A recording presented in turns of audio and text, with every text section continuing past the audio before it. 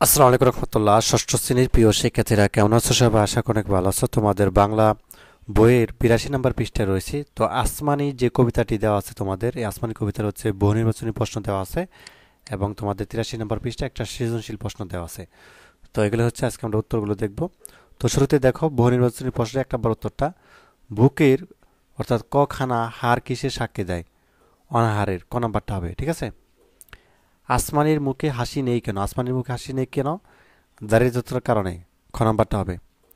উদ্দীপকটি পড়ো এবং 3 এবং 4 নম্বর প্রশ্নের উত্তর দাও। মিষ্টি মেয়ে ময়না হাসি আনন্দের মধ্যে দিয়ে সে বেড়ে ওঠে। হঠাৎ করে তার বাবা মারা গেলে সে তার মা দেশে হারা হয়ে পড়ে। অভাবে তাড়নায় ময়নার হাসি আনন্দ আজ মলিন।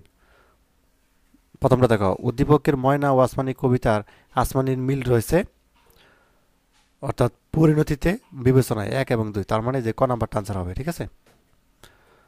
4 নাম্বারটা কি হবে? উদ্দীপকে আসমানি কবিতার কোন বিষয়টি প্রতিফলন করেছে? দারিদ্র্য, ঠিক আছে, যে খ নাম্বারটা হবে। 83 নম্বর পৃষ্ঠায় চলে আসলাম। তো 83 নম্বর পৃষ্ঠায় একটা সৃজনশীল দেওয়া আছে, খুব ভালো করে খেয়াল করো। গ্রামের দরিদ্র কৃষক লালচাঁদ মিয়া, তিনি বিঘে তিনেক জমি বর্গা চাষ করেন। বর্গা চাষ মানে হচ্ছে বাগি করেন আর কি। পরপর 2 বছর বন্যা ও খরায় জমিতে ফসল ফলেনি। পরিবারকে দুবেলা পেট ভরে খেতে দিতে পারেন না। তিনি না খেতে পেয়ে তার সন্তানদের অর্থাৎ হাড্ডিসার অবস্থা। একটিমাত্র মাটির ঘর, তারও আবার ছাইনি নষ্ট হওয়ার উপক্রম। বৃষ্টি বাদলার রাতে ঘরের কোণে বসে রাত কাটাতে হয়। লালচাঁদ মিয়ার মতো মানুষগুলো অভাব যেন পিছু ছাড়ে না। ক নাম্বার, আসমানিদের গ্রামের নাম কি? আসমানিদের গ্রামের নাম কি? রসুলপুর, ঠিক আছে। মিষ্টি তাহার মুখটি হতে হাসির প্রদীপ রাশি, থাপড়েতে নিভিয়ে গেছে দারুণ অভাব হাসি।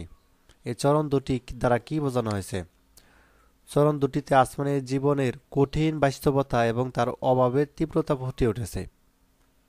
আসমানের মিষ্টি মুখের দারুণ হাসি যেন প্রদীপের রোশনি ছড়ায়, কিন্তু বাস্তবে তার জীবনে এতটাই দুঃখ দুর্দশাগ্রস্ত যে তার হাসি তার অভাবে এবং দারিদ্রতার আড়ালে হতে পারেনি।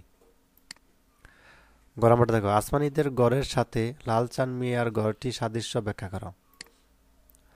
আসমানিদের গড় এবং লালচাঁদ মিয়ার গড়ের মধ্যে বেশ কিছু সাদৃশ্য রয়েছে যা কবিতার মাধ্যমে ফুটে উঠেছে। আসমানিদের গড়টি অত্যন্ত জরাজীর্ণ, তো যেখানে একটুখানি বৃষ্টি হলেই পানি গড়িয়ে পড়ে এবং একটুখানি হাওয়া দিলেই গড় নড়বড় হয়ে ওঠে পড়ে। ঠিক তেমনি লালচাঁদ মিয়ার গড়ও খুবই ক্ষতিগ্রস্ত, তার গড়ের ছানি নষ্ট হওয়া যাওয়ার উপক্রম। বৃষ্টির রাতে গড়ের কোণে বসে কাটাতে হয়। এই দুই পরিবারের গড়গুলোর মধ্যে শারীরিকভাবে ক্ষতিগ্রস্ত এবং অস্থির অবস্থা এবং একে অপরের সাথে সাদৃশ্য তৈরি করেছে। গ নাম্বার, লালচাঁদ মিয়ার মতো মানুষগুলোর অভাব যেন পিছু ছাড়ে না। আসমানি কবিতার আলোকে বিশ্লেষণ করো। আসমানি কবিতায় লালচাঁদ মিয়ার মতো মানুষের অভাবের অবস্থা অনেকটা আসমানিদের জীবনযাত্রার মতোই বিচিত্র হয়েছে। কবিতায় আসমানি জীবনের কঠোর সংগ্রামের চিত্র তুলে ধরা হয়েছে। তো যেখানে যে খাদ্য স্বাস্থ্য আশ্রয় অভাবে নিঃশ্বাস, সে পেট ভরে না, একটুখানি বৃষ্টি হলেই তার ঘরটা ভেঙে পড়ে, আর তার সুরের সঙ্গীতও হারিয়ে গেছে অভাবের কারণে। ঠিক একইভাবে লালচাঁদ মিয়া তার পরিবারকে নিয়ে অভাবের সাথে যুদ্ধ করে চলেছেন। তিনি জমিতে ফসল ফলাতে পারছেন না, তার পরিবারের খাবার জোটানোই কঠিন এবং তার ঘরও ক্ষতিগ্রস্ত। তো এই ছিল আজকের ক্লাস, ঠিক আছে। তো পরবর্তী হচ্ছে আমরা অনেকটা নতুন যে কবিতা রয়েছে, বিশেষ করে তোমাদের চিঠিগুলি এখান থেকে শুরু করব। ধন্যবাদ সবাইকে, আল্লাহ হাফেজ।